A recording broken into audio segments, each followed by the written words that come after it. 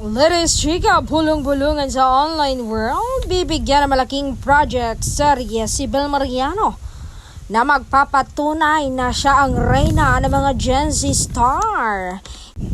Ito'y ikakasa pagkatapos ng kanilang reunion movie na tayo sa wakas ng kanyang partner na si Donnie. At may isa pa akong nasagap.